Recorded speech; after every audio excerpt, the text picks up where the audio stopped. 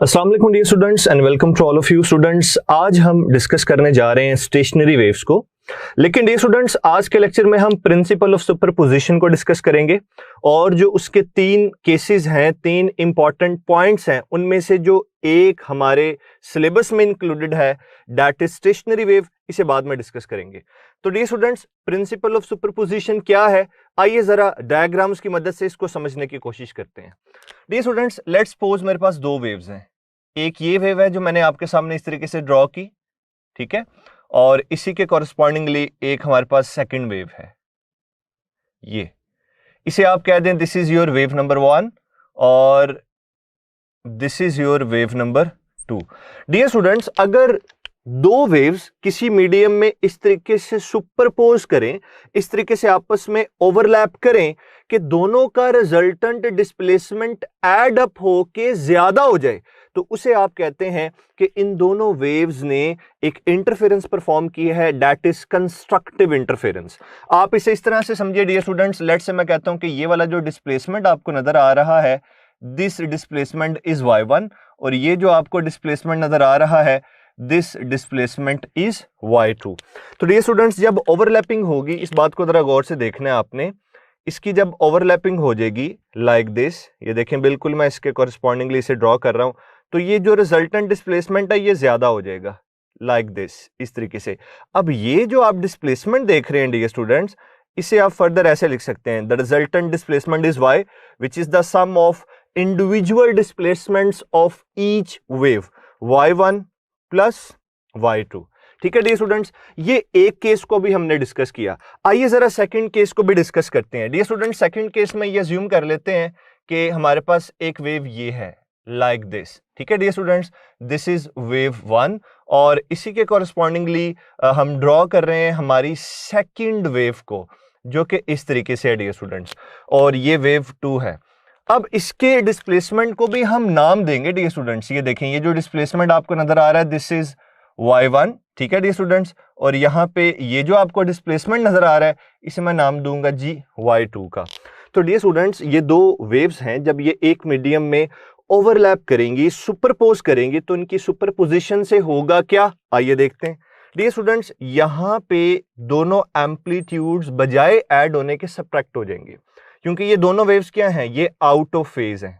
यहां पे दोनों वेव्स क्या थी, इन फेज। यहां पे क्रस्ट पे फॉल कर रहा था, ट्रफ पे फॉल कर रहा था, इसलिए रिजल्टेंट डिस्प्लेसमेंट क्या हो गया, ज्यादा। लेकिन यहां पे क्या हो रहा है डियर स्टूडेंट्स, ये सेकंड केस है, यहां पे क्रस्ट ट्रफ पे फॉल कर रहा है और ट्रफ क्रस्ट पे फॉल कर रहा है, तो इस वजह से डियर स्टूडेंट्स ये आपस में इस तरीके से ओवरलैप करेंगी लाइक दिस। ठीक है डियर स्टूडेंट्स, ये यहां पे मैं अभी इसकी ओवरलैपिंग दिखा रहा हूं इस तरीके से। अब ये डिस्प्लेसमेंट इसे कैंसिल कर देगा, ये डिस्प्लेसमेंट इसे कैंसिल कर देगा, तो रिजल्टेंट जो हमें मिलेगा डियर स्टूडेंट्स, वो यहां पे लेट्स से इस तरह से एक लाइन मिल जाएगी। इसका मतलब ये हुआ कि रिजल्टेंट डिस्प्लेसमेंट यानी y1 प्लस y2, जो कि एक्चुअली यूं लिखा जाना चाहिए यहां पे माइनस साइन के साथ, ठीक है, यानी y1 plus into minus y2, ये एक्चुअली ऐसे है। ठीक है डियर स्टूडेंट्स, ये आ जाएगा y is equal to y1 minus y2, क्योंकि ये दोनों इक्वल हैं तो ये 0 आ जाएगा। तो रिजल्टेंट डिस्प्लेसमेंट क्या हो गया डियर स्टूडेंट्स, 0। तो ये जो चीज मैंने आपको सिखाई है, ये है जी प्रिंसिपल ऑफ सुपरपोजिशन। इसे कंस्ट्रक्टिव इंटरफेरेंस कहते हैं, इसे डिस्ट्रक्टिव इंटरफेरेंस कहते हैं। तो डियर स्टूडेंट्स, अब ये जो प्रिंसिपल ऑफ सुपरपोजिशन है, इसके 3 पॉइंट्स बड़े इंपॉर्टेंट हैं, वो मैं वर्बली आपको बता देता हूं, आपने भी अपनी टेक्स्ट बुक से जस्ट उनको रीड करना है और उनमें से जो इन डिटेल पढ़ना है वो आखिरी पॉइंट होगा। तो पहला पॉइंट सुनिए, अगर एक मीडियम के अंदर दो वेव्स सेम डायरेक्शन में ट्रेवल कर रही हो, उनकी फ्रीक्वेंसी सेम हो और वो आपस में सुपरपोज करें, तो क्या चीज परफॉर्म होगी, इंटरफेरेंस। एक बात। सेकेंडली डियर स्टूडेंट्स, अगर एक मीडियम में दो वेव्स हों, सेम डायरेक्शन में जा रही हो, लेकिन उनकी जो फ्रीक्वेंसी है वो स्लाइटली डिफरेंट हो, जब वो आपस में सुपरपोज करेंगी तो बीट्स सुनाई देंगी आपको। दो चीजें हो गई। थर्ड पॉइंट ये है डियर स्टूडेंट्स, एक ही मीडियम के अंदर दो वेव्स होंगी इक्वल फ्रीक्वेंसी की, लेकिन वो ऑपोजिट डायरेक्शन में ट्रेवल कर रही होंगी, तो जब वो सुपरपोज करेंगी तो उनसे क्या बनेगा, स्टेशनरी वेव्स। तो आइए डियर स्टूडेंट्स, अब हम स्टेशनरी वेव्स को स्टडी करते हैं। डियर स्टूडेंट्स, अब हम स्टेशनरी वेव्स को डिस्कस करेंगे। तो स्टेशनरी वेव्स के लिए अभी आप लोगों ने देखा, मैंने प्रिंसिपल ऑफ सुपरपोजिशन में आपको ये बताया कि दो वेव्स होनी चाहिए जिनकी फ्रीक्वेंसी क्या हो, सेम, और एक ही मीडियम के अंदर अगर वो दोनों वेव्स ऑपोजिट डायरेक्शन में ट्रेवल करते हुए सुपरपोज करती हैं तो उनकी सुपरपोजिशन से एक स्टेशनरी वेव बनती है। और वो स्टेशनरी वेव किस तरह की होती है, ये मैंने आपके सामने एक स्टेशनरी वेव को ड्रॉ किया डियर स्टूडेंट्स। अब ये स्टेशनरी वेव आपको नजर आ रही है जिसमें ये देखें, ये एक वेव है डियर स्टूडेंट्स, ठीक है, और ये दूसरी वेव है। तो दो वेव्स ने ऑपोजिट डायरेक्शन में आके जब सुपरपोजिशन की और वो एग्जैक्टली एक दूसरे के ऊपर आ गई, ठीक है जी, पॉइंट टू पॉइंट ओवरलैपिंग हुई डियर स्टूडेंट्स, फिर ये फॉर्म बनती है। तो इन्हें कहते हैं स्टेशनरी वेव्स। अब डियर स्टूडेंट्स, ये जो स्टेशनरी वेव्स आपको नजर आ रही हैं, इनके बारे में डिफरेंट पॉइंट्स को लर्न करना बहुत ज्यादा जरूरी है। जैसे डियर स्टूडेंट्स, नंबर 1, आप देख रहे हैं कि इस स्टेशनरी वेव्स पे कुछ पॉइंट्स हैं जो कि परमानेंटली जीरो डिस्प्लेसमेंट शो कर रहे हैं। तो points of zero displacement, dear students, zero displacement के जो पॉइंट्स होते हैं उन्हें हम नोड्स बोलते हैं, ठीक है जी। Points of zero displacement, these are known as nodes, ठीक है। और इसी तरह से पॉइंट्स ऑफ मैक्सिमम डिस्प्लेसमेंट, ठीक है जी, जिन पॉइंट्स का डिस्प्लेसमेंट मैक्सिमम है जो कि आपको वेव के ऊपर नजर आ रहे हैं डियर स्टूडेंट्स, उन्हें हम एंटी नोड बोलते हैं। तो ये देखें, ये जो मैंने मेंशन किया है पॉइंट्स ऑफ जीरो डिस्प्लेसमेंट, तो जरा देखिएगा मैं इन्हें कहां पे शो कर रहा हूं। ये देखें डियर स्टूडेंट्स, ये है node, this is the point of zero displacement, ये है node, this is the point of zero displacement, और इसी तरह से डियर स्टूडेंट्स ये है node, the point of zero displacement. अब डियर स्टूडेंट्स मैं आपको बताऊंगा कि स्टेशनरी वेव के ऊपर मौजूद वो कौन से ऐसे पॉइंट्स हैं जो ऑसिलेट करते नजर आते हैं, जो मैक्सिमम डिस्प्लेसमेंट को शो करते हैं। वो ये हैं डियर स्टूडेंट्स, इन्हें बोला जाता है, ये एंटी नोड है, ये एंटी नोड है, क्योंकि ये इस तरीके से क्या कर रहे होते हैं, ऑसिलेट कर रहे हैं, ये ऑसिलेट कर रहे हैं, तो ये एंटी नोड्स हैं। तो नोड्स और एंटी नोड्स का आपको पता चल गया डियर स्टूडेंट्स कि points of zero displacements on the wave are known as nodes and the points of maximum displacements on the wave is known as anti node. अब डियर स्टूडेंट्स एक और बात का जरा ख्याल रखिएगा, यहां पे अगर मैं आपसे ये बात करूं कि ये जो नोड है, ठीक है ना, ये अपनी जगह से हिल नहीं सकता, नोड अपनी जगह से नहीं हिल सकता, ये फिक्स्ड है। तो क्या मैं ये अज्यूम कर सकता हूं कि नोड के ऊपर प्रेशर मैक्सिमम है, नोड के ऊपर स्ट्रेस मैक्सिमम है, इसलिए अपनी जगह से नहीं मूव कर सकता, ठीक है ना। तो यहां पे अगर इस बात को शो करना हो डियर स्टूडेंट्स, तो मैं ऐसे शो करूंगा कि ये जो पॉइंट आपको नजर आ रहा है ना, इस पॉइंट पे प्रेशर या स्ट्रेस मैक्सिमम है, ठीक है डियर स्टूडेंट्स। और जहां पे स्ट्रेस मैक्सिमम है वहां पे स्ट्रेन भी क्या है, मैक्सिमम है। स्ट्रेन क्या है, इट इज द डिफॉर्मेशन। तो एंटी नोड के लिहाज से जो नोड है इट इज डिफॉर्म्ड, ठीक है डियर स्टूडेंट्स। तो जहां पे प्रेशर मैक्सिमम है, स्ट्रेस मैक्सिमम है, वहां पे स्ट्रेन भी मैक्सिमम है। तो इस पॉइंट को भी हम मेंशन करते हैं, ये एक इंपॉर्टेंट पॉइंट है, और इसमें हम ये लिखेंगे कि प्रेशर, ठीक है जी, एक वर्ड हो गया, दूसरा वर्ड डियर स्टूडेंट्स है स्ट्रेस, ठीक है, तीसरा वर्ड डियर स्टूडेंट्स हो गया स्ट्रेन। ये मैक्सिमम होती हैं, ठीक है जी। Stress, pressure, stress, strain are maximum at, कहां पे मैक्सिमम होते हैं, नोड्स पे। तो ये डियर स्टूडेंट्स अक्सर एंटी टेस्ट में, एमसीक्यूज में पूछा जाता है, तो ये पॉइंट जरा याद रखिएगा कि स्ट्रेस, प्रेशर और स्ट्रेन ये मैक्सिमम होते हैं कहां पे, नोड्स पे। अब डियर स्टूडेंट्स एक और आपको बात बताता हूं, इन वेव्स को ना हम स्टैंडिंग वेव्स भी कहते हैं।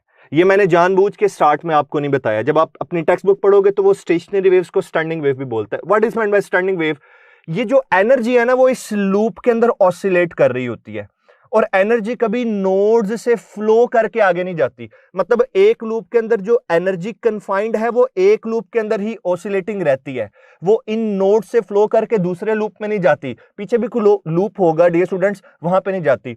तो एनर्जी स्टैंड कर जाती है इस लूप के अंदर। तो इन्हें ये याद रखिएगा, इनको हम स्टैंडिंग वेव्स भी बोलते हैं। वजह क्योंकि एनर्जी लूप के अंदर स्टैंड कर जाती है। और वहां से फ्लो नहीं कर सकती। ठीक है जी, तो आपकी बुक में एक लाइन लिखी हुई है, energy can not flow past these points. वो पॉइंट्स कौन से हैं डियर स्टूडेंट्स? सॉरी, वो पॉइंट्स कौन से डियर स्टूडेंट्स? वो पॉइंट्स आपके नोड्स, ये याद रखिएगा। अब डियर स्टूडेंट्स हम फर्दर यहां पे ये डिस्कस करेंगे जी, what is meant by the wavelength of a stationary wave. एक जो स्टेशनरी वेव है, इसकी वेवलेंथ आप कैसे जस्टिफाई करते हैं, इसकी वेवलेंथ क्या होती है? तो डियर स्टूडेंट्स इसको सॉल्व करने का, इसको याद रखने का, क्योंकि अक्सर बच्चे क्या कर रहे होते हैं, इसमें क्रैमिंग कर रहे होते हैं। मैं आपको एक बड़ा जबरदस्त तरीका बताता हूं, जरा गौर से सुनिएगा कि एक स्टेशनरी वेव आपको नजर आ जाए और मैं वहां से पूछूं कि बताएं जी, दो कंसेक्यूटिव नोड्स के दरमियान क्या डिस्टेंस है, दो कंसेक्यूटिव एंटी नोड्स के दरमियान क्या डिस्टेंस है, एक स्टेशनरी वेव की वेवलेंथ क्या होती है, कैसे आइडेंटिफाई कर सकते हैं, एक नोड से नेक्स्ट एंटी नोड के दरमियान डिस्टेंस कितना है, एक नोड से नेक्स्ट, एक एंटी नोड से नेक्स्ट नोड के दरमियान डिस्टेंस कितना है। तो ये सारी चीजें एमसीक्यूज के तौर पे पूछी जाती हैं, जो कि बहुत ज्यादा इंपॉर्टेंट है। तो ये जितनी भी मैं इंफॉर्मेशन आपसे शेयर कर रहा हूं रिगार्डिंग स्टेशनरी वेव्स, ये एमसीक्यूज के लिए इंपॉर्टेंट है। तो डियर स्टूडेंट्स, इसके लिए मैं जल्दी से आप लोगों के लिए एक डायग्राम दोबारा ड्रॉ करता हूं और इसको जरा गौर से देखिएगा स्टूडेंट्स, क्योंकि ये इंपॉर्टेंट है। लाइक दिस, ये देखिए मैंने आपके सामने एक वेव ड्रॉ कर दी और इसे स्टेशनरी वेव बनाने के लिए दोबारा से डियर स्टूडेंट्स यहां पे एक और वेव ये मैंने ड्रॉ कर दी। ठीक है डियर स्टूडेंट्स, अब आपको ये दो वेव्स नजर आ रही हैं और इनकी ओवरलैपिंग से आपको पता चला कि स्टेशनरी वेव्स बन गई। तो these are the stationary waves dear students, और मैं यहां पे मेंशन कर देता हूं कि ये पॉइंट नोड है, ये पॉइंट भी नोड है, ये पॉइंट नोड है। यहां पे हमारे पास एंटी नोड है A, this is antinode A जी। अब हम क्या बात करने जा रहे हैं? हम स्टेशनरी वेव की वेवलेंथ की बात कर रहे हैं डियर स्टूडेंट्स। अच्छा जल्दी से बताइए जरा, एक वेव की लेंथ याद है? प्रीवियस लेक्चर्स में मैं आपको सिखा के आया था कि वेवलेंथ का मतलब होता है वेव की लेंथ। तो आसान काम पता क्या है, आप इस स्टेशनरी वेव को एज ए होल देखते हो, आपको दो वेव्स दिखाई देती हैं। आप इसमें से एक देख लो ना, दो ना देखो, एक आइडेंटिफाई कर लो। एक नजर आ रही है? यस, ये देखें, ये ब्लू वाली, ये आपको एक कंप्लीट वेव दिखाई दे रही है। तो स्टेशनरी वेव में दो वेव्स की ओवरलैपिंग दिखाई दे रही होती है ना, तो उसमें जो एक वेव की वेवलेंथ है वही उस स्टेशनरी वेव की वेवलेंथ है। तो आप इस एक वेव की लेंथ को कंसीडर कर लें। तो डियर स्टूडेंट्स इधर देखिएगा जरा, ये जस्ट आपको समझाने के लिए मैं कर रहा हूं। ये मुझे एक वेव ये दिखाई दे रही है, ये तो इस वेव की जो टोटल लेंथ है डियर स्टूडेंट्स ये है लैम्डा, और जो एक वेव की लेंथ है वही हमारी स्टेशनरी वेव की वेवलेंथ है, ये याद रखिएगा। ठीक है डियर स्टूडेंट्स। अच्छा अब मेरा आपसे क्वेश्चन है, अब आप मुझे जल्दी से बताएं भाई, दो कंसेक्यूटिव एंटी नोड्स के दरमियान, दो एडजेसेंट एंटी नोड्स के दरमियान, या दो एडजेसेंट नोड्स के दरमियान कितना डिस्टेंस होगा? चले आप में से मुझे कोई कहता है सर यहां से लेके यहां तक डिस्टेंस है वन वेवलेंथ यानी लैम्डा। तो मुझे जल्दी से आप ही बताएं, एक नोड से नेक्स्ट नोड के दरमियान डिस्टेंस कितना होगा? ये जो टोटल आपको नजर आ रहा है ना डियर स्टूडेंट्स, आप इसे हाफ कर लो। ये देखें, जब इसे हाफ करोगे, इस टोटल डिस्टेंस को हाफ करोगे, तो दो नोड्स के दरमियान डिस्टेंस आ जाएगा जो कि आपके पास लैम्डा बाय 2 होगा। ठीक है डियर स्टूडेंट्स, ये एक बात आपने सीख ली। तो पता चला, अब देखें इस बात को लिखना भी है, एक नोड से नेक्स्ट एंटी नोड के दरमियान जो डिस्टेंस होता है डियर स्टूडेंट्स ये होता है लैम्डा बाय 2। ठीक है, इसी तरह से याद रखिएगा एक, अच्छा जितना डिस्टेंस दो एडजेसेंट नोड्स के दरमियान है उतना ही डिस्टेंस दो एडजेसेंट एंटी नोड्स के दरमियान भी है। एक एंटी नोड से दूसरे एंटी नोड तक का जो डिस्टेंस होगा वो भी लैम्डा बाय 2 होगा। तो सेकंड इंफॉर्मेशन हमें ये मिल गई डियर स्टूडेंट्स, एक एंटी नोड से नेक्स्ट एंटी नोड का जो डिस्टेंस है ये भी कितना होगा? लैम्डा बाय 2 होगा। चलिए जी, ये भी क्लियर हो गया। अच्छा डियर स्टूडेंट्स, अब आपको नजर आ रहा है डायग्राम में, ये दिखाने का मतलब ये है कि नेक्स्ट आर्टिकल आपको तभी समझ आएगा, उसकी अंडरस्टैंडिंग तब कंप्लीट होगी जब आपको ये वेवलेंथ वाला मामला समझ आ जाएगा। जब आपको ये समझ आ जाएगा जी एक स्टेशनरी वेव की वेवलेंथ कैसे निकालते हैं, node to node, anti node to anti node, हम चीजें कैसे डिस्कस करते हैं। अब डियर स्टूडेंट्स जल्दी से जरा गौर से देखिएगा, ये नोड है, ये एंटी नोड है, ये डिस्टेंस आपको पता है कितना है? This distance is lambda by 2। मेरा आपसे क्वेश्चन है कि अगर मैं पूछूं कि नोड और एंटी नोड के दरमियान डिस्टेंस कितना है, तो आप कहोगे सर ये डिस्टेंस नजर आ रहा है, यस ये डिस्टेंस नजर आ रहा है, तो इसे भी हाफ कर दें, ये लें इसका हाफ कर दें डियर स्टूडेंट्स, ये क्या बन जाएगा, लैम्डा बाय 2 का हाफ करेंगे ये बन जाएगा लैम्डा बाय 4। ठीक है डियर स्टूडेंट्स, तो एक नोड से नेक्स्ट एंटी नोड तक का जो डिस्टेंस है, यानी नोड से नेक्स्ट एंटी नोड का जो डिस्टेंस है डियर स्टूडेंट्स, ये है लैम्डा बाय 4। ओके हो गया डियर स्टूडेंट्स।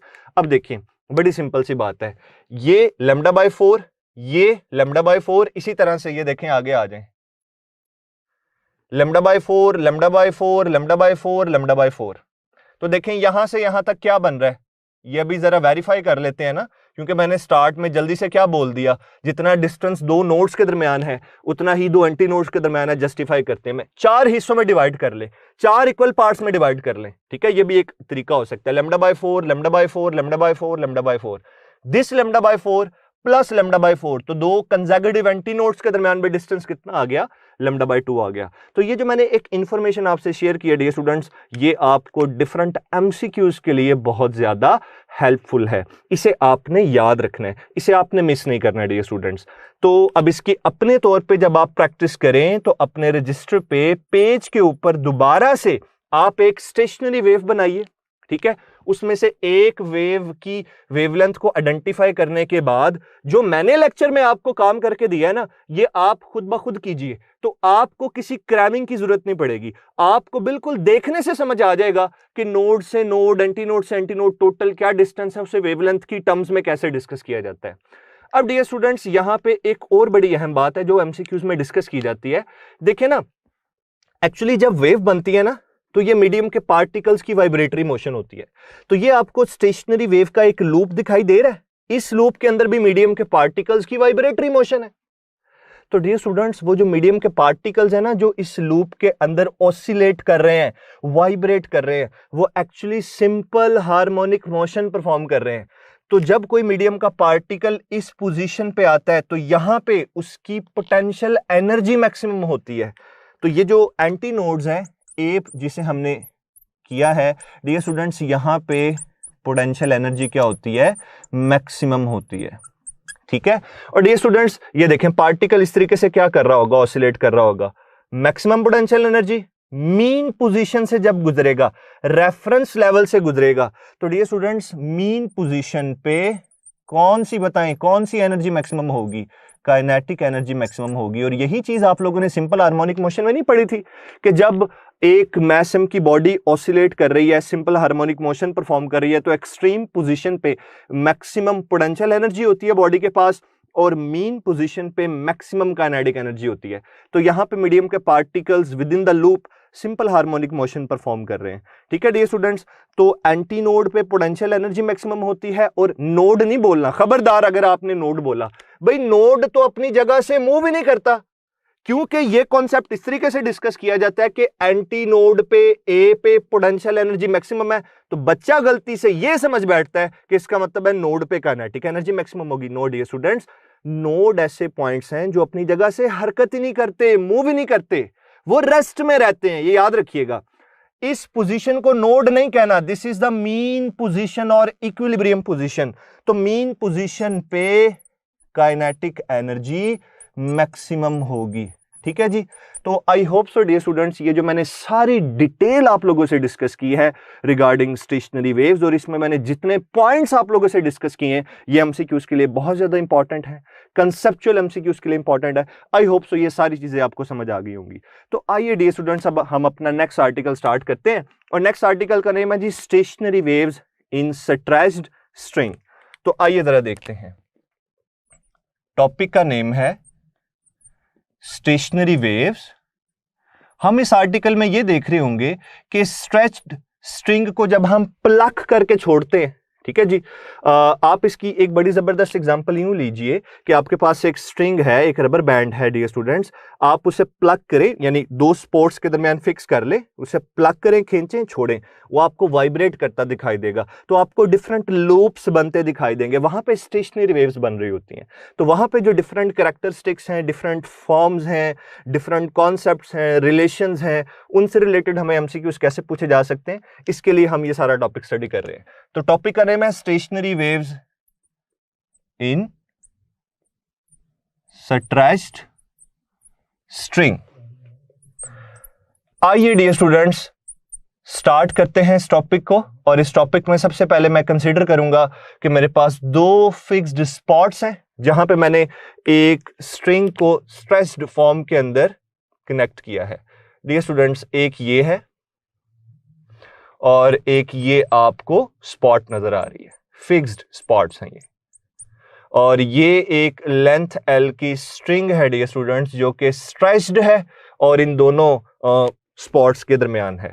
तो सपोज कर लेते हैं कि ये जो स्ट्रिंग आपको नजर आ रही है, इसकी टोटल लेंथ क्या है? L है। ठीक है डियर स्टूडेंट्स, अब होता क्या है, जरा इस बात को समझ लीजिए डियर स्टूडेंट्स। अगर मैं इस स्ट्रिंग को एग्जैक्ट सेंटर से, ठीक है, एग्जैक्ट सेंटर का क्या मतलब है, सपोज कर ले कि अगर ये जो टोटल लेंथ है वो 1 मीटर है, यानी 100 सेंटीमीटर है, तो मैं 50 सेंटीमीटर वाले पॉइंट से प्लग कर रहा हूं इसे, ये बात याद रखनी है आपने। एग्जैक्ट सेंटर से प्लग करके जब रिलीज करूंगा डियर स्टूडेंट्स, तो आपकी स्ट्रिंग एक लूप की फॉर्म में वाइब्रेट करेगी, जिसे फर्स्ट रेजोनेंस कहते हैं या जिसे फर्स्ट मोड ऑफ वाइब्रेशन कहते हैं। क्लियर? अब डियर स्टूडेंट्स ये याद रखिएगा कि ये जो सेंट्रल पॉइंट है ये है जी L/2। अगर मैं इसका भी हाफ कर दूं तो डियर स्टूडेंट्स ये वाला पॉइंट आ जाएगा। यहां से अगर मैं प्लग करके रिलीज करता हूं, ठीक है जी, स्ट्रिंग को, और ये है जी L/4। यहां से अगर स्ट्रिंग को प्लग करके रिलीज करेंगे तो डियर स्टूडेंट्स आपकी जो ये स्ट्रिंग है ये दो लूप्स की फॉर्म में वाइब्रेट करेगी। उसे आप सेकंड मोड ऑफ वाइब्रेशन कहते हो या सेकंड रेजोनेंस कहते हो। Got it? और डियर स्टूडेंट्स इसी तरह से जब हम इसके भी हाफ से, यानी इस पॉइंट से प्लग करके रिलीज करेंगे, अब ये पॉइंट कौन सा है डियर स्टूडेंट्स, इसे अज्यूम कर लीजिए, ये पॉइंट, बल्कि अज्यूम नहीं करना, ये इसका हाफ है, L/4 का हाफ करें, ये आ जाएगा जी L/8। जब यहां से प्लग करके रिलीज करेंगे डियर स्टूडेंट्स, तो आपकी जो स्ट्रिंग है वो 3 लूप्स के अंदर वाइब्रेट करेगी। तो आप उसे थर्ड मोड ऑफ वाइब्रेशन बोलोगे डियर स्टूडेंट्स, या आप उसे बोलोगे थर्ड रेजोनेंस। क्योंकि डियर स्टूडेंट्स हमने एंटीटेस्ट के अंदर पूरी डेरिवेशन नहीं करनी होती, हमारा कंसर्न रिजल्ट्स के साथ होता है, तो इसलिए जो डेरिवेशन वाला टॉपिक आता है मैं उसकी कभी डेरिवेशन नहीं करवाता। हाँ, कॉन्सेप्ट जरूर बता देता हूं कि इसमें ये हो रहा है, तो ये पूरे आर्टिकल के अंदर हमने डिस्कस करना है। अब डियर स्टूडेंट्स जब आप अपनी टेक्स्ट बुक पढ़ेंगे तो वहां पे वो ये सारी चीजें डिराइव करेगा, लेकिन एंटीटेस्ट के पॉइंट ऑफ व्यू से हम डायरेक्ट एक फॉर्मूला देखेंगे कि जब आपकी स्ट्रिंग फर्स्ट लूप की फॉर्म में वाइब्रेट करे, सेकंड लूप की फॉर्म में दो लूप्स की फॉर्म में वाइब्रेट करे, 3 लूप्स की फॉर्म में वाइब्रेट करे, तो उसकी वेवलेंथ कैसे निकाली जाती है, उसकी फ्रीक्वेंसी कैसे निकाली जाती है, वो शॉर्टकट समझ लें, वो जनरल एक्सप्रेशन समझ लीजिए, वो हमारे पास मौजूद है। तो आइए डियर स्टूडेंट्स जल्दी से वो एक्सप्रेशंस देखते हैं।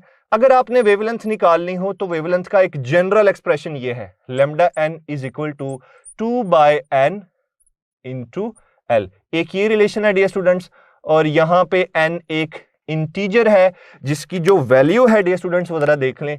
n की वैल्यू स्टार्ट होगी जी 1 से 2 3 up to so on dear students. ठीक है, what is L? Length, it is the total length of the string. ठीक है जी। इसके अलावा डियर स्टूडेंट्स एक फ्रीक्वेंसी की फॉर्म है, फ्रीक्वेंसी की फॉर्म देखते हैं। फ्रीक्वेंसी की फॉर्म ये है dear students, Fn is equal to NF1। ये फ्रीक्वेंसी की फॉर्म है। F1 क्या है? फंडामेंटल फ्रीक्वेंसी है। तो डियर स्टूडेंट्स ये फॉर्म आपने याद रखनी है, n की वैल्यू मैंने आपके सामने लिख दी। अब इसको मैं बाद में डिस्क्राइब करता हूं। सबसे पहले डियर स्टूडेंट्स हम ये देखेंगे कि जब इस स्ट्रिंग को हम प्लग करके रिलीज करते हैं तो डियर स्टूडेंट्स यहां पे स्टेशनरी वेव पैदा होती है। उस वेव की जो स्पीड है ये किन चीजों पर डिपेंड करती है? एक्सपेरिमेंटली हमें ये पता चला कि जो स्पीड है यहां इस स्ट्रिंग में पैदा होने वाली वेव की स्पीड, जिसे हम v से डिनोट कर रहे हैं, ये स्पीड डिपेंड करती है नंबर 1 टेंशन पे, जिसका मैं फॉर्मूला लिख रहा हूं, tension divided by mass per unit length. ये बात बड़ी इंपॉर्टेंट है, मास पर यूनिट लेंथ। ठीक है जी, ऐसे आप लिख लें डियर स्टूडेंट्स। ठीक है, तो दो चीजों पर डिपेंड करती है, यहां पे मौजूद वेव की स्पीड या वेलोसिटी टेंशन पर डिपेंड करती है।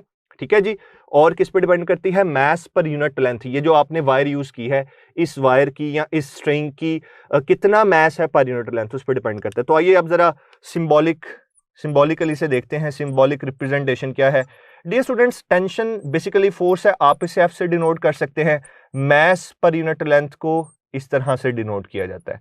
अब कभी कभार ना टेंशन बोला जाता है ना, तो इसकी जगह टी भी रिप्रेजेंट कर सकते हैं। यूनिट लेंथ करने लगा अब मैं, यूनिट लेंथ का मतलब है 1 मीटर, तो ये आएगा मास डिवाइडेड बाय 1 मीटर।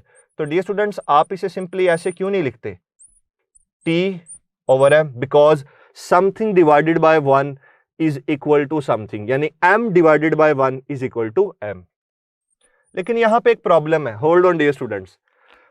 अगर मैं आपसे एमसीक्यूज में ये पूछ लूं कि इस एक्सप्रेशन में ये जो m आपको दिखाई दे रहा है, इसके यूनिट्स क्या हैं, तो बच्चे फौरन से कहते हैं सर किलोग्राम, क्योंकि ये मास है। नो डियर स्टूडेंट्स, ये किलोग्राम नहीं है, it is mass per unit length. इसके जो यूनिट्स होंगे वो होंगे किलोग्राम पर मीटर। तो ये जो फैक्टर है, ये याद रखिएगा, अक्सर ये एमसीक्यूज में डिस्कस किया जाता है। ठीक है डियर स्टूडेंट्स, अब ये आप लोगों ने सीख लिया। अब डियर स्टूडेंट्स, टेंशन आपके पास है, ठीक है, टेंशन पता हो, मास पर यूनिट लेंथ पता हो, तो आप स्पीड निकाल सकते हैं। ओके, अब डियर स्टूडेंट्स यहां से एक और काम करते हैं, फ्रीक्वेंसी निकाल सकते हैं हम। यस, फ्रीक्वेंसी का एक जनरल फॉर्मूला देखिए, वैसे तो हमें यूं लिखना चाहिए ना, v is equal to F lambda, F is equal to, ठीक है, यहां से आप फ्रीक्वेंसी निकाल लें, ये v ओवर लेमडा आ जाएगा। और डियर स्टूडेंट्स, इस रिलेशन में अगर मैं स्पीड v की वैल्यू पुट कर देता हूं, जो कि ये आपके सामने है, तो फ्रीक्वेंसी बन जाएगी। वो फ्रीक्वेंसी का जो रिलेशन है वो मैं डायरेक्ट आपके सामने लिख रहा हूं, जरा देखिएगा डियर स्टूडेंट्स। फ्रीक्वेंसी को आप ऐसे लिख सकते हैं, F N is equal to N over 2l, ठीक है, under root F over M. इस तरीके से डियर स्टूडेंट्स हम ये लिख सकते हैं। ये फ्रीक्वेंसी की फॉर्म है जो कि आप लोगों ने याद रखनी है। अब डियर स्टूडेंट्स, यहां पे ना एक और फॉर्म भी है जिसे मैं क्वेश्चन के तौर पे डिस्कस करूंगा। तो आइए जरा सबसे पहले एक क्वेश्चन डिस्कस करते हैं। डियर स्टूडेंट्स, एमसीक्यू ये है कि आपने ये बताना है कि इनमें से कौन सा ग्राफ बिल्कुल ठीक है एक स्ट्रिंग के लिए, ठीक है, जिसकी अगर टेंशन को कांस्टेंट रखा जाए और ये जो आपको दो फिक्स्ड स्पॉट्स के दरमियान ये जो एक वायर नजर आ रही है, एक तो टेंशन इसकी कांस्टेंट रखनी है, सेकेंडली डियर स्टूडेंट्स आपने इसका जो क्रॉस सेक्शनल एरिया है इस वायर का या स्ट्रिंग का वो कांस्टेंट रखना है। तो फौरन से बता दीजिए कि इनमें से कौन सा ग्राफ वैलिड होगा। अब ग्राफ किस किस के दरमियान है ये आप डायरेक्टली देखें, frequency and under root of density of the material of which the string और वायर इज मेड। ठीक है जी, क्या ये ग्राफ ठीक है डियर स्टूडेंट्स। इसी तरह से सेकंड ग्राफ है हमारे पास, ठीक है, वर्टिकल एक्सिस के ऊपर फ्रीक्वेंसी है और हॉरिजॉन्टल एक्सिस के ऊपर अंडर रूट ऑफ डेंसिटी है। क्या ये वाला ग्राफ ठीक है डियर स्टूडेंट्स। इसी तरह से जो थर्ड ग्राफ है हमारे पास वो ये है कि ये फ्रीक्वेंसी है, ठीक है जी, और यहाँ पे अंडर रूट ऑफ डेंसिटी है। तो ज़रा जल्दी से बताएं क्या ये वाला ग्राफ ठीक होगा डियर स्टूडेंट्स। तो ये तीन ग्राफ्स आपके सामने हैं और डियर स्टूडेंट्स फोर्थ ग्राफ भी ज़रा आप देख लें, क्योंकि एमसीक्यू के अंदर चार ऑप्शंस को डिस्कस किया जाएगा। तो चार ऑप्शंस के अंदर ये चार डिफरेंट ग्राफ्स मौजूद हो सकते हैं, ठीक है, या ये वाला ग्राफ ठीक होगा डियर स्टूडेंट्स।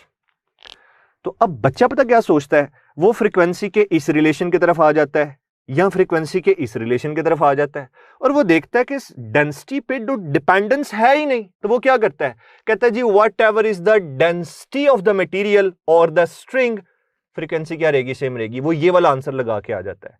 लेकिन डियर स्टूडेंट्स ये रॉन्ग है। आइए अब मैं जरा आपको एक नई चीज सिखाता हूं। देखें डियर स्टूडेंट्स, आप सब जानते हैं डेंसिटी किसके बराबर है, मास पर यूनिट वॉल्यूम के बराबर है। यहां से अगर मैं मास को सेपरेट करूं डियर स्टूडेंट्स तो ये आ जाएगा डेंसिटी इनटू वॉल्यूम, ठीक है डियर स्टूडेंट्स, दोनों तरफ लेंथ एल से इसलिए डिवाइड करना है क्योंकि ये मास नहीं है, it is mass per unit length. तो दोनों तरफ लेंथ एल से हमने डिवाइड कर दिया। तो अब डियर स्टूडेंट्स पता ये चला कि mass per unit length is equal to density as it is रहेगी, और वॉल्यूम की जगह आ जाएगा area multiplied by length. Volume की जगह A इंटू एल लिख दिया डिवाइडेड बाय लेंथ। अब आपको नजर आ रहा है कि ये जो लेंथ है, ये वाली लेंथ इस लेंथ से कैंसिल हो जाएगी, और पता ये चला स्टूडेंट्स कि हम मास पर यूनिट लेंथ की जगह density into cross sectional area mention कर सकते हैं। तो अब आपके दो नए रिलेशंस बन गए। तो एक मैं स्पीड का नया रिलेशन बना के दूंगा डियर स्टूडेंट्स, और एक मैं फ्रीक्वेंसी का बना के दूंगा। तो ये देखें जरा, वो रिलेशंस मैं यहां पे लिखता हूं। स्पीड का रिलेशन डियर स्टूडेंट्स अब ये बन जाएगा, speed is equal to tension divided by, देखें वहां पे क्या था, मास पर यूनिट लेंथ। अब मास पर यूनिट लेंथ की जगह यानी इस जगह पे आप डेंसिटी इनटू एरिया लिखोगे। तो डियर स्टूडेंट्स एक ये रिलेशन आपका बन गया। ओके डियर स्टूडेंट्स, अब फर्दर फ्रीक्वेंसी को देखते हैं। Frequency F N is equal to N over 2l under root जी। डियर स्टूडेंट्स यहां पे आ गई टेंशन, टेंशन डिवाइडेड बाय जी। ये आ गई ना मास पर यूनिट लेंथ, तो मास पर यूनिट लेंथ की जगह आप क्या लिखेंगे, रो इंटू ए। तो आपने अभी जरा आप देखें कि मैंने इस एमसीक्यू को डिस्कस करते हुए, ये जो मैं एक एमसीक्यू डिस्कस कर रहा था, इसमें मैंने एक चीज बोली थी कि टेंशन कांस्टेंट है और एरिया कांस्टेंट है। तो अगर टेंशन और एरिया को कांस्टेंट रखा जाए तो फ्रीक्वेंसी का क्या रिलेशन आ रहा है डियर स्टूडेंट्स। तो यहां से पता चला कि frequency is inversely proportional to square root of density. तो अब बताइए डियर स्टूडेंट्स, इनवर्स रिलेशन आ गया। तो इनवर्स रिलेशन का मतलब यह है कि हमारा जो करेक्ट आंसर होगा यहां पे वो ये वाला ग्राफ होगा। आप इस तरह समझिए, अल्फा बीटा चार्ली डेल्टा, तो बीटा इज करेक्ट आंसर। तो ये डियर स्टूडेंट्स इस तरीके से ये फॉर्म्स भी पूछी जा सकती है, इनको आपने याद रखना है। अब डियर स्टूडेंट्स यहां पे एक सबसे अहम बात मैं आपको बताने जा रहा हूं। अक्सर हम डिस्कस करते हैं first mode of vibration, first resonance, या हम मेन टोन बेसिक टोन की बात करते हैं, या ओवरटोन्स की बात कर रहे होते हैं। अब ये सारी कहानी क्या है, आइए जरा इसको कंसेप्चुअली समझ लेते हैं, उसके बाद फिर हम क्वेश्चंस की तरफ चलते हैं, और फिर हमने ज्यादा से ज्यादा प्रैक्टिस करनी है ताकि ये पता चले कि इस टॉपिक से रिलेटेड हमें किस तरह के एमसीक्यूज पूछे जाते हैं। तो डियर स्टूडेंट्स मैं इसे ऐसे डिस्कस करूंगा, ये देखें मैं फर्स्ट मोड ऑफ वाइब्रेशन की एक डायग्राम बनाने जा रहा हूं। फर्स्ट मोड ऑफ वाइब्रेशन में क्या होगा कि आपकी स्ट्रिंग लाइक दिस एक लूप की फॉर्म में वाइब्रेट करेगी। अब आपको यह बात पता होनी चाहिए कि आपकी स्ट्रिंग एक लूप की फॉर्म में वाइब्रेट कर रही है, तो ये एक लूप बन रहा है, ये एंड पे नोड्स डेंसर मीडियम यानी जो आपके फिक्स्ड पॉइंट्स हैं वहां पे नोड्स बनेंगे। तो दो कंसेक्यूटिव नोड्स के दरमियान डिस्टेंस क्या होता है, लैम्डा बाय 2। तो यहां पे अब मैं डायरेक्ट लिखूंगा कि अब जो स्ट्रिंग की लेंथ है वो in terms of wavelength lambda by 2 के बराबर होगी। तो डियर स्टूडेंट्स इसे हम बोलते हैं फर्स्ट मोड ऑफ वाइब्रेशन, या डियर स्टूडेंट्स हम इसे बोलते हैं फर्स्ट रेजोनेंस। ये दो वर्ड्स हैं, याद रखिएगा। फर्स्ट मोड ऑफ वाइब्रेशन का मतलब ये है डियर स्टूडेंट्स कि आपकी स्ट्रिंग एक लूप की फॉर्म में वाइब्रेट करेगी। ठीक है डियर स्टूडेंट्स, अब यहां पे जो आप वेवलेंथ डिस्कस करते हो वो ऐसे होगी लैम्डा 1, क्योंकि देखें स्टार्ट में मैंने आपको ये दो रिलेशंस बता दिए, अब इनसे रिलेटेड ही मैं सारी बात करूंगा यहां पे। तो lambda 1 is equal to 2/1 into length. ये रिलेशन डियर स्टूडेंट्स आपके पास आ गया वेवलेंथ का, जो कि आपने याद रखना है। अब डियर स्टूडेंट्स यहां पे अगर मैं फ्रीक्वेंसी को डिस्कस करूं तो ये आ जाएगी f1, यानी कि फंडामेंटल फ्रीक्वेंसी यहां पे f1 होगी आपकी। ठीक है, ये जो फर्स्ट लूप बना है यहां पे जो वेव है उसकी फ्रीक्वेंसी होगी फंडामेंटल, वो है f1। अब डियर स्टूडेंट्स एक चीज होती है हार्मोनिक। हार्मोनिक क्या है, ये बेसिकली फंडामेंटल फ्रीक्वेंसी ही है, या इसको ऐसे समझिए integral multiple of fundamental frequency represents कि कौन सा हार्मोनिक है। ठीक है, मैं लिखूं 1f1 first harmonic, 2f1 second harmonic, 3f1 third harmonic, 4f1 fourth harmonic. तो हार्मोनिक क्या है, ये बेसिकली फंडामेंटल फ्रीक्वेंसी है, और कौन सा हार्मोनिक है वो इंटीग्रल मल्टीपल बता रहा होगा। तो ये यहां पे हम डिस्कस करेंगे जी फर्स्ट हार्मोनिक। तो फर्स्ट मोड ऑफ वाइब्रेशन में क्योंकि फंडामेंटल फ्रीक्वेंसी डिस्कस हो रही है इसलिए मैं यहाँ पे लिखूंगा दैट इज फर्स्ट हार्मोनिक। और डियर स्टूडेंट्स फर्स्ट हार्मोनिक में हम जो टोन डिस्कस करते हैं, अच्छा ओवरटोन कोई नई चीज नहीं है, it is the frequency other than fundamental frequency.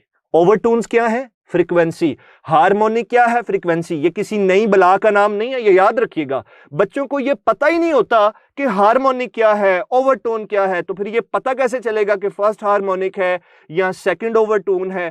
तो स्टूडेंट्स याद रखिए हार्मोनिक आपकी फ्रीक्वेंसी ही है, फंडामेंटल फ्रीक्वेंसी आपकी हार्मोनिक है, और frequencies other than fundamental frequencies are known as overtones. तो ओवरटोन भी क्या एक फ्रीक्वेंसी है?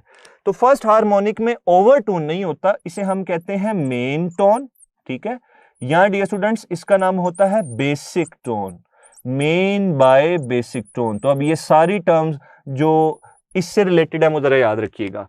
सेकेंडली डियर स्टूडेंट्स आपको सेकेंड मोड ऑफ वाइब्रेशन का पता होना चाहिए। इसमें जो आपकी स्ट्रिंग है ये दो लूप्स की फॉर्म में वाइब्रेट करेगी, तो इसे मैं ऐसे रिप्रेजेंट कर सकता हूं लाइक दिस, इस तरह से। ये देखें आपकी स्ट्रिंग कितने लूप्स में वाइब्रेट कर रही है? दो लूप्स की फॉर्म में वाइब्रेट कर रही है। जल्दी से बताएं जरा, यहां पे हम अगर वेवलेंथ कैलकुलेट करें तो वेवलेंथ कैलकुलेट करने के लिए n की वैल्यू क्या पुट करूंगा? अब मुझे समझ आ रही है। फर्स्ट मोड ऑफ वाइब्रेशन के लिए n की value 1, second mode of vibration के लिए n की value 2, third mode of vibration के लिए n की वैल्यू 3। तो ये सेकंड मोड ऑफ वाइब्रेशन है। तो जब यहां पे आप लैम्डा कैलकुलेट करेंगे, लैम्डा 2 इस फॉर्मूला के मुताबिक 2/2 हो जाएगा, कैंसिल हो जाएगा, तो आपकी जो वेवलेंथ है वो लेंथ के बराबर हो जाएगी। अब ये जस्टिफाई हो गया ना कि स्टेशनरी वेव ये कंप्लीट बनी हुई है, ठीक है। यहां पे तो एक वेव की जो लेंथ है, जो टोटल लेंथ है वो वेवलेंथ के बराबर है, ओके। और ये स्टूडेंट्स यहां पे जो फ्रीक्वेंसी होगी वो होगी f2 is equal to 2f1, यानी कि जैसे जैसे नंबर ऑफ लूप्स बढ़ते जाएंगे फ्रीक्वेंसी बढ़ती जाएगी।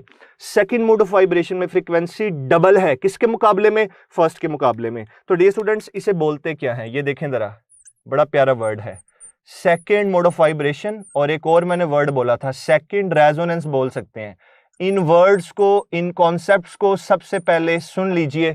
डियर स्टूडेंट्स आज के लेक्चर में आप देख रहे हैं कि ज्यादा डिटेल है, ये डिटेल जब समझ आ जाएगी फिर हम क्वेश्चंस की तरफ जाएंगे, अदरवाइज क्वेश्चन समझ में नहीं आता। तो इसलिए पहले हम डिटेल डिस्कस कर रहे हैं।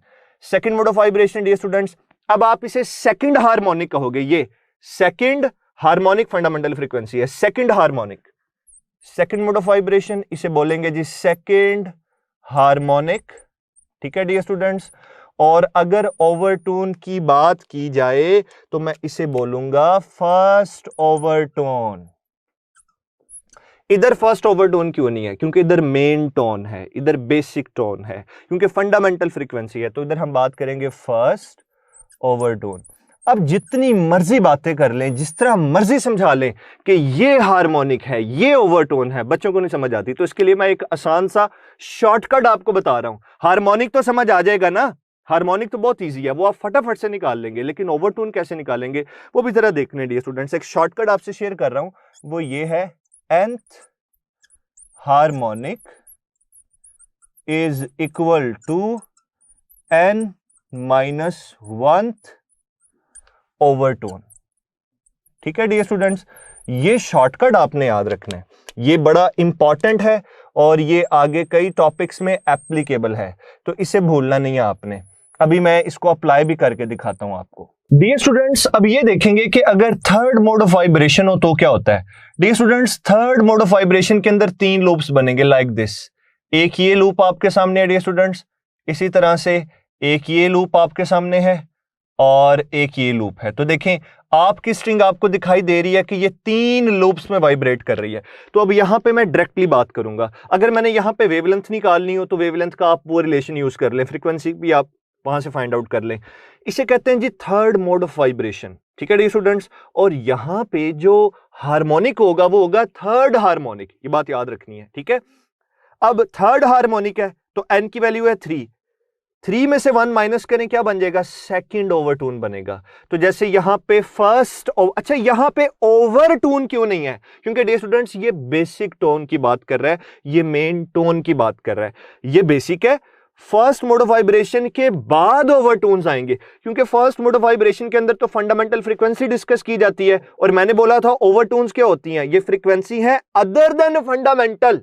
तो यहां पे फंडामेंटल फ्रीक्वेंसी है, यहां पे ओवरटोन्स नहीं डिस्कस किए जाते, यहां पे ओवरटोन 0 होगा, यहां पे जस्ट मेन टोन होगा, बेसिक टोन होगा, ये सेकंड हार्मोनिक यहां पे आप डिस्कस करते हैं।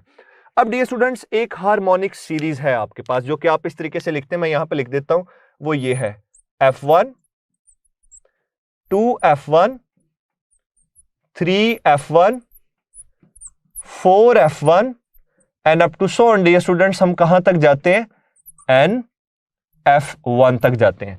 अब ये जो सीरीज लिखी है ना डियर स्टूडेंट्स, देखें यहां से मैं सारी की सारी बातें क्लियर करता हूं आपको कि ये सीरीज क्यों इंपॉर्टेंट है। इसे हार्मोनिक सीरीज कहते हैं डियर स्टूडेंट्स। ये देखें, मैंने आपको बोला था इंटीग्रल, अब चीजों को जरा गौर से सुनिएगा, ये सारा समराइज कर रहा हूं और फिर देखते हैं कि आपको कितनी समझ आई है।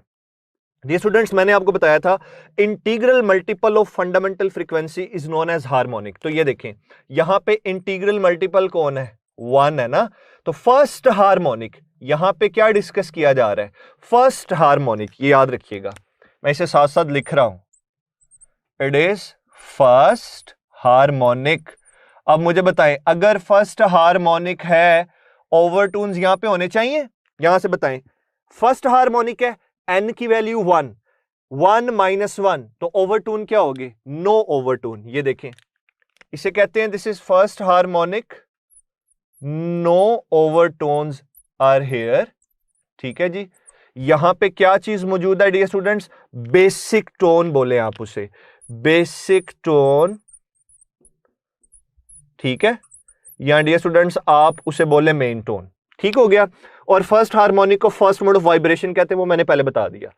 और डियर स्टूडेंट्स, अब देखें जरा, इसे डिस्कस करते हैं। यहां पे हम क्या लिखेंगे, यहां पे डियर स्टूडेंट्स हम लिखेंगे second harmonic, integral multiple of fundamental frequency. Fundamental frequency का जो इंटीग्रल मल्टीपल है वो 2 है, इसी वजह से लिखेंगे सेकेंड हार्मोनिक।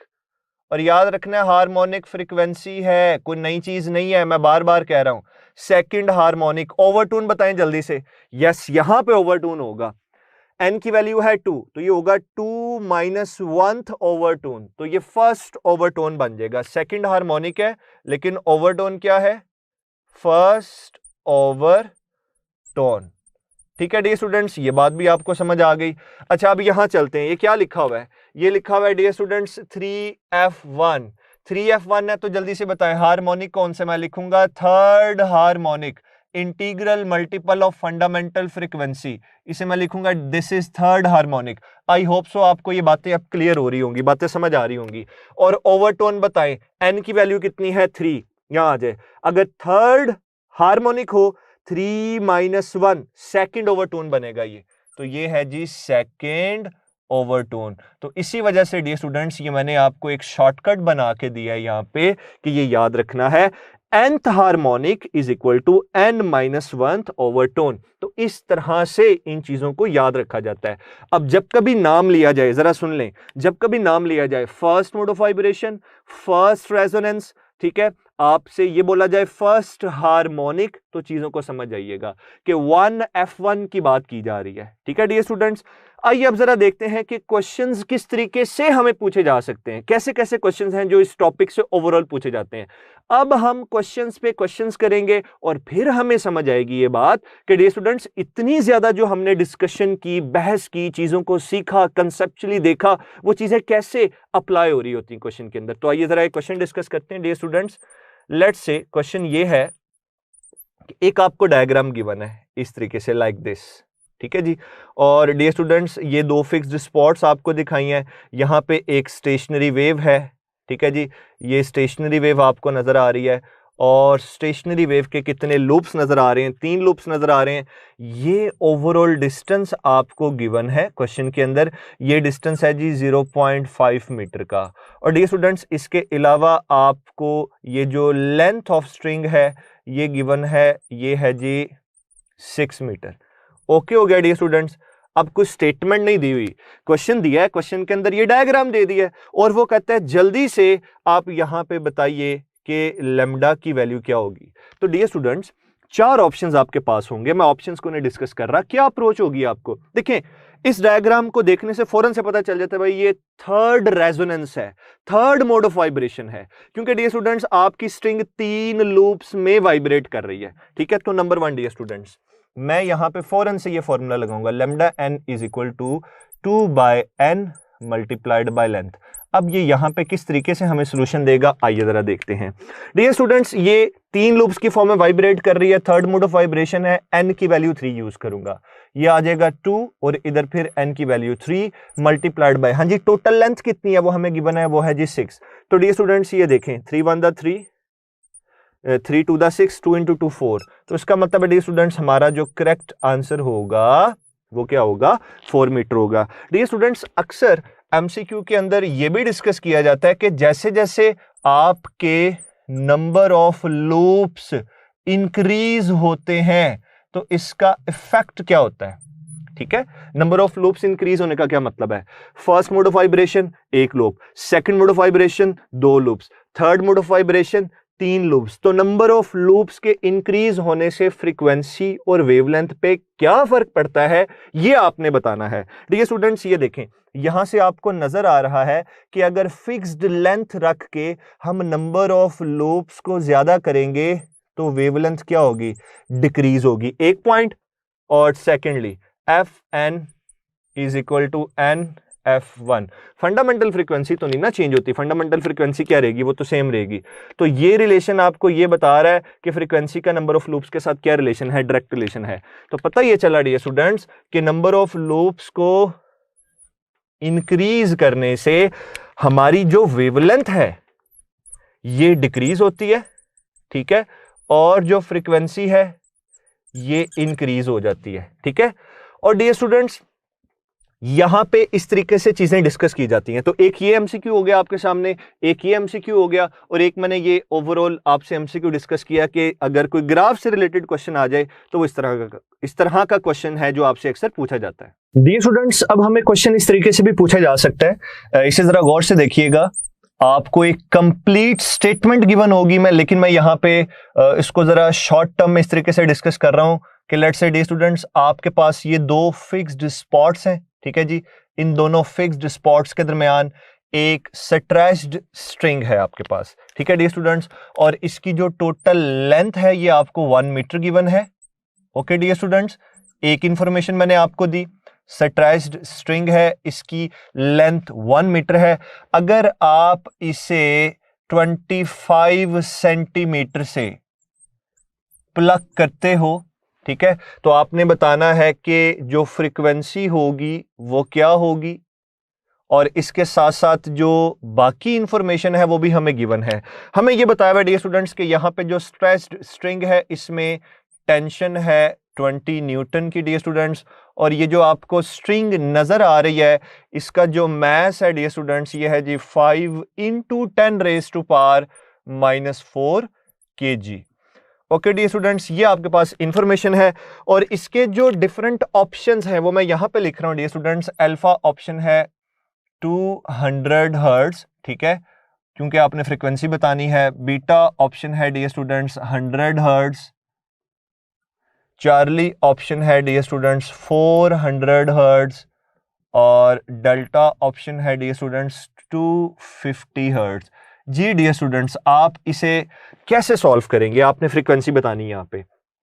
तो आइए डियर स्टूडेंट्स, बल्कि मेरे सॉल्व करने से पहले आप एक दफा खुद सॉल्व कीजिए, और जब आप एक दफा सॉल्व कर लें उसके बाद आपने फिर ये सोल्यूशन को सुनना है। तो आइए डियर स्टूडेंट्स, अब मैं इसका सोल्यूशन डिस्कस करता हूं कि इसे हम कैसे डिस्कस कर रहे होंगे। हमें चाहिए फ्रीक्वेंसी, और फ्रीक्वेंसी के लिए डियर स्टूडेंट्स हम जो फॉर्मूला यूज करेंगे वो ये है, Fn is equal to n/2l, sorry this is n/2l √ tension over mass per unit length. ठीक है डियर स्टूडेंट्स, अब आप ये बताएं मुझे जल्दी से कि n कैसे पता चलेगा। ये मैंने लेक्चर के स्टार्ट में आपको बताया ना कि कहां से प्लग करेंगे तो कितने लूप्स में आपकी स्ट्रिंग वाइब्रेट करेगी। तो वो ये बता तो रहा है कि टोटल लेंथ कितनी है 1 मीटर, ये देखें ये हमें गिवन है, ठीक है, और आप लेंथ को 25 सेंटीमीटर से प्लग कर रहे हो, तो ये 25 सेंटीमीटर क्या है, ये टोटल लेंथ का 1/4 है।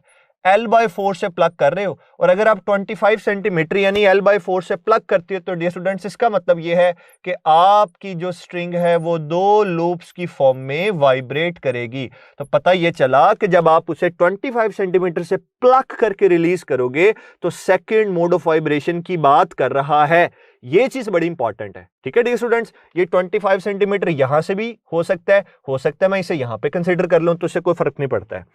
तो अब हमें यह पता चल चुका कि डियर स्टूडेंट्स यहां पे जो फ्रीक्वेंसी है वो आपने सेकंड मोड ऑफ वाइब्रेशन की निकालनी है। तो ये देखें, ये आ जाएगा ऊपर 2n की वैल्यू, ये दिस इज नथिंग, ये n है, n की वैल्यू 2 है dear students, 2 as it is. Length कितनी है आपको गिवन है, ये है 1 मीटर, ठीक है डियर स्टूडेंट्स। अच्छा जी, टेंशन हमें कितनी गिवन है, टेंशन है 20, और डियर स्टूडेंट्स ये होती है mass per unit length. Unit length पहले गिवन है, 1 मीटर लेंथ है, ठीक है। तो अब आप जो मैथ्स लिखेंगे वो एज इट इज लिख देंगे, यानी 5 × 10⁻⁻⁴। तो देखें डियर स्टूडेंट्स यहां तो डायरेक्ट कैंसिलेशन हो जाएगी, 2 को 2 से कैंसिल कर दें, फ्रीक्वेंसी आ जाएगी, ये देखें 5 1 1 5 4 20। तो डियर स्टूडेंट्स अंडर रूट के अंदर ये ऊपर 4 है और डिनोमिनेटर से ये ऊपर जाके +4 हो जाएगा, अंडर रूट लेंगे 4 का अंडर रूट 2, बाकी 10⁻² आ जाएगा। तो डियर स्टूडेंट्स यहाँ पे जब आप इसे सॉल्व करेंगे तो ये बनेगा F2 is equal to 200 hertz. तो हमारा जो करेक्ट ऑप्शन है यहाँ पे dear students that is alpha, यानी 200 हर्ट्ज। आइए डियर स्टूडेंट्स एक और एमसीक्यू डिस्कस करते हैं। एमसीक्यू हमें इस तरीके से भी पूछा जा सकता है कि लेट्स से जी हमारे पास एक स्टैंडिंग वेव है, एक स्टेशनरी वेव है, ठीक है। एक स्टेशनरी वेव के बारे में हमें यह गिवन है कि उस स्टेशनरी वेव के नोड से एंटी नोड तक का जो डिस्टेंस है ये हमें गिवन है। एक स्टैंडिंग वेव है हमारे पास, नोड से एंटी नोड तक का जो डिस्टेंस है डियर स्टूडेंट्स ये हमें गिवन है, ये है 33 सेंटीमीटर्स, ठीक है जी। If the speed of sound is equal to 330 metre per second, तो जल्दी से डियर स्टूडेंट्स आप ये बताइए कि फ्रीक्वेंसी क्या होगी, ठीक है dear students. I hope so आपको डाटा समझ में आ गया होगा। एक स्टैंडिंग वेव है हमारे पास जिसके नोड और एंटी नोड, नोड से एंटी नोड तक का डिस्टेंस है 33 सेंटीमीटर, ठीक है जी। अगर स्पीड ऑफ साउंड, ठीक है, आपको पता है ना कि जब आप एक स्ट्रिंग को यूं प्लग करके छोड़ते हो तो स्टेशनरी वेव पैदा होती है, तो एक्चुअली हमें साउंड भी सुनाई देता है। तो कहता है साउंड की स्पीड है 330 मीटर पर सेकेंड, तो बताओ फ्रीक्वेंसी क्या होगी डियर स्टूडेंट्स। ये देखें इसका सोल्यूशन बड़ा सिंपल है, मैं इस तरीके से लिखूंगा v is equal to f lambda, ठीक हो गया डियर स्टूडेंट्स। अब यहां से आप फ्रीक्वेंसी निकालेंगे, फ्रीक्वेंसी क्या आ जाएगी, आ जाएगी जी v ओवर लैम्डा। लेकिन डियर स्टूडेंट्स स्पीड तो हमारे पास है, वेवलेंथ नहीं है। तो आपको अब ये पता होना चाहिए कि ये जो नोड और एंटी नोड के दरमियान डिस्टेंस है ये तो λ/4 के बराबर है, ठीक हो गया डियर स्टूडेंट्स।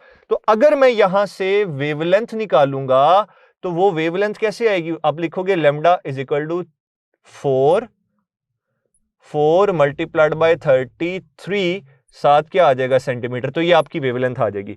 तो आइए जरा अब जल्दी से इसका सोल्यूशन करते हैं डियर स्टूडेंट्स। मैं यहां पे इसे सॉल्व कर रहा हूं, frequency is equal to speed कितनी है, स्पीड हमें गिवन है जी 330, ठीक है डियर स्टूडेंट्स। वेवलेंथ कितनी है 4 इंटू यहाँ पे 4 आएगा, यहाँ पे 33 आएगा, 7 सेंटीमीटर है डियर स्टूडेंट्स। तो मैं यहाँ पे लिखूंगा 10⁻⁻², ये -2 ऊपर चला जाएगा और फर्दर जब इसे सॉल्व करेंगे डियर स्टूडेंट्स 330 मल्टीप्लाइड बाय ये 100 बन जाएगा और नीचे आ जाएगा जी 4 मल्टीप्लाइड बाय 33।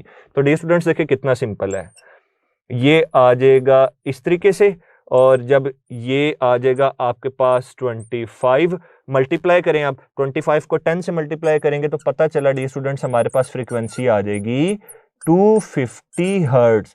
तो देखें अब ये वो क्वेश्चन है जिसके अंदर अल्टीमेटली हमें डिस्कस करना पड़ा कि नोड और एंटी नोड के दरमियान इतना डिस्टेंस है, वहां से वेवलेंथ की तरफ कैसे जाना है। तो सिंपल क्वेश्चंस भी आपसे पूछे जा सकते हैं। इसी तरह से आइए डियर स्टूडेंट्स एक और मैं एमसीक्यू आपसे डिस्कस करता हूं। लेट्स से अगर एमसीक्यू के अंदर आपको यह बताया गया हो कि आपकी जो स्ट्रिंग है वो 4 लूप्स की फॉर्म में वाइब्रेट कर रही है with the frequency of 120 hertz, ठीक है जी। String is vibrating in the form of